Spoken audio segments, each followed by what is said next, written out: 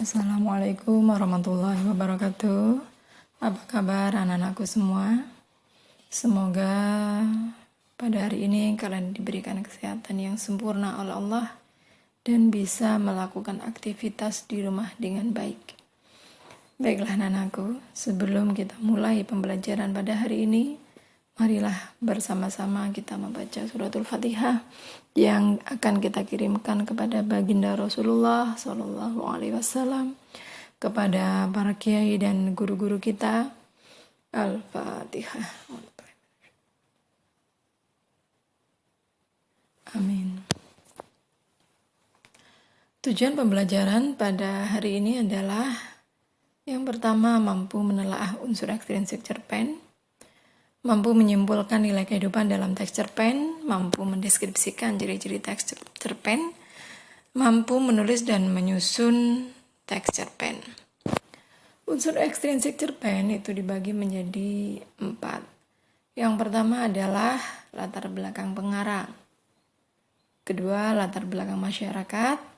Yang ketiga, kondisi ekonomi suatu negara dan kondisi sosial suatu negara.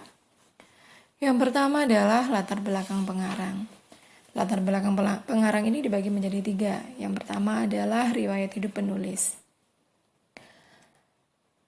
Riwayat hidup penulis sangat mempengaruhi cerpen yang dihasilkan. Biasanya penulis terinspirasi dari berbagai pengalaman hidup mereka. Dan seringkali gaya bahasa di dalam cerpen juga dipengaruhi oleh faktor riwayat hidup seorang penulis cerpen. Bagaimana seseorang itu pernah tinggal di suatu tempat atau di suatu negara, kemudian dia menulis sebuah cerpen, biasanya tulisannya itu sangat terpengaruh oleh riwayat hidup yang sudah pernah ia lalui. Begitu. Kemudian yang kedua, yaitu kondisi psikologis penulis. Kondisi psikologis yang dimaksud di sini adalah motivasi atau mood seorang penulis, ya, seorang penulis cerpen ketika membuat sebuah tulisan atau membuat cerpen. Sebagai contoh, ketika seorang penulis mengalami masalah percintaan di kehidupan nyata, maka kemungkinan besar cerpen yang diciptakan akan berhubungan dengan perasaannya. Misalnya ketika dia sedang sedih, sedang bahagia, atau sedang marah, dan lain sebagainya. Berikutnya adalah aliran sastra penulis. Setiap penulis memiliki aliran sastra yang berbeda-beda. Hal inilah yang mempengaruhi gaya penulisan dan genre cerpen yang biasa diusung oleh seorang penulis dalam setiap karyanya. Seperti yang kita tahu, genre cerpen itu sangat banyak ya. Beberapa di antaranya adalah misalnya horor, romantis, kemudian fantasi, dan lain sebagainya. Begitu. Kemudian yang akan kita bahas berikutnya adalah latar belakang masyarakat. Dibagi menjadi 2, yaitu yang pertama ideologi suatu negara. Masing-masing negara itu memiliki ideologi yang berbeda-beda, maka akan menghasilkan karya sastra yang berbeda-beda pula, pasti itu ya. Kemudian yang kedua adalah kondisi politik suatu negara. Cerpen juga dipengaruhi oleh kondisi politik di suatu negara. Sebagai contoh, ketika terjadi gejolak kondisi politik di suatu negara dalam jangka waktu tertentu, maka cerpen yang dihasilkan para penulis akan berbeda, pasti itu ya. Kemudian berikutnya adalah mengenai kondisi ekonomi suatu negara. Jika kondisi ekonomi suatu negara itu sedang labil, biasanya penulis cerpen itu mengungkapkan isi hati masyarakat gitu ya, atau warga negara saat itu gitu. Disesuaikan dengan kondisi ekonomi gitu ya, kondisi ekonomi yang sedang dialami gitu ya. Biasanya protes-protes atau kritikan-kritikan itu biasanya lahir karena masa itu gitu ya, ketika kondisi ekonomi sedang labil dan lain sebagainya. Kemudian yang terakhir adalah kondisi sosial suatu negara. Ini juga pasti sangat berpengaruh. Berikutnya kita akan bahas mengenai nilai kehidupan dalam cerpen. Kalian bisa buka buku paket kalian yang ada di halaman 122. Di situ dituliskan bahwa nilai kehidupan dalam cerpen itu dibagi menjadi 5 ya. Yang pertama adalah nilai spiritual atau nilai agama. Nilai kehidupan yang berkaitan dengan ketuhanan atau hubungan manusia dengan Tuhan Yang Maha Esa ini dimaksud dengan nilai spiritual atau nilai agama. Yang kedua adalah nilai moral. Nilai moral ini adalah berkaitan dengan nilai kehidupan yang berhubungan dengan tingkah laku manusia dalam bergaul dengan manusia lain. Misalnya menghormati orang tua, bagaimana cara kita harus santun kepada semua orang, dan lain sebagainya. Kemudian yang berikutnya adalah nilai sosial. Nilai sosial ini berkaitan dengan nilai kehidupan yang berhubungan dengan peraturan yang berlaku di masyarakat.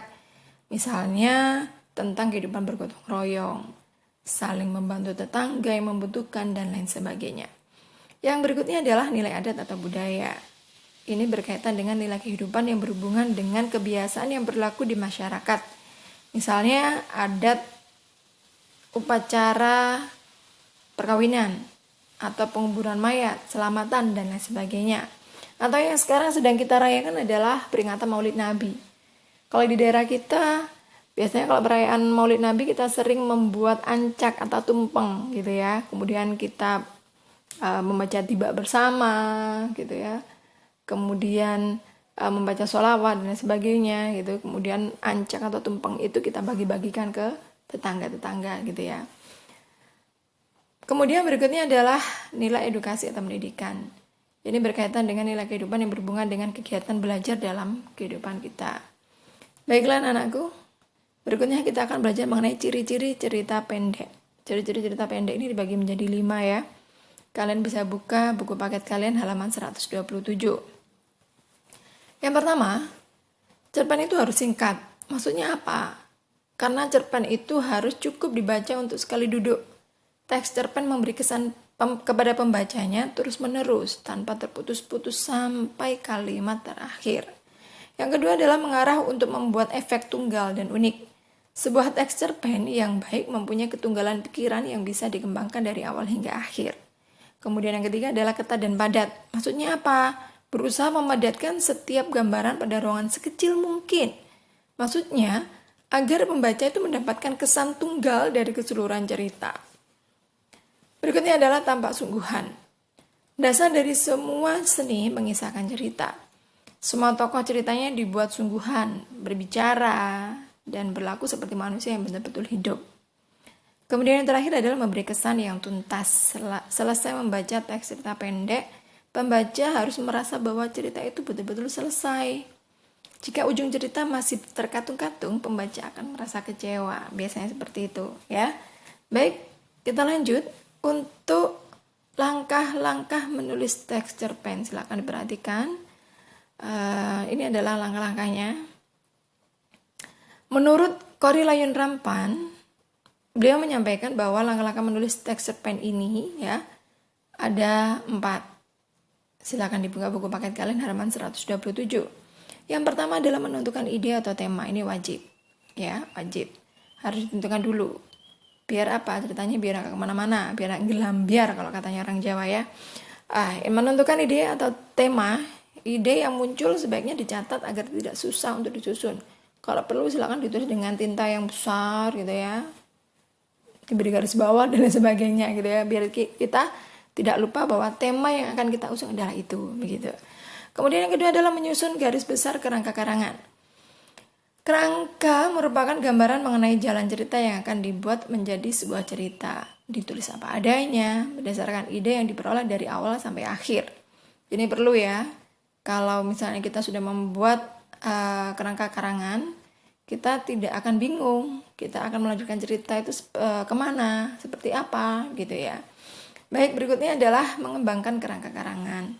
Pada tahapan mengembangkan kerangka karangan ini, penulis mengembangkan kerangka dan jangan berhenti untuk melihat tulisan yang sudah dibuat. Nah, gini. Berikutnya, yang terakhir adalah merevisi. Sesudah selesai menulis, baru boleh dibaca untuk diketahui kekurangan dan kelebihan tulisan. Jika ada sesuatu yang perlu ditambahi, silakan ditambahi. Jika ada sesuatu yang perlu dikurangi atau kurang bagus, silakan diganti atau dibuang, begitu ya. Ini fungsi untuk merevisi. Baik anak-anakku, itu adalah 4 langkah menulis teks cerpen menurut Korrie Layun Rampan.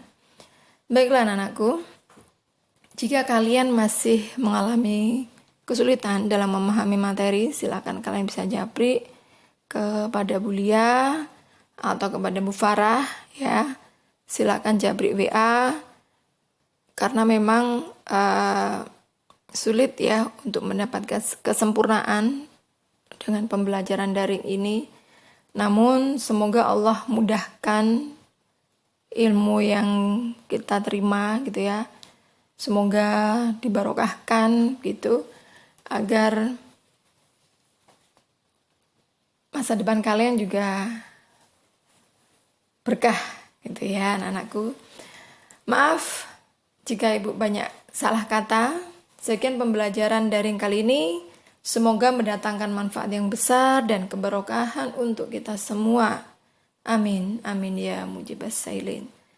Wassalamualaikum warahmatullahi wabarakatuh.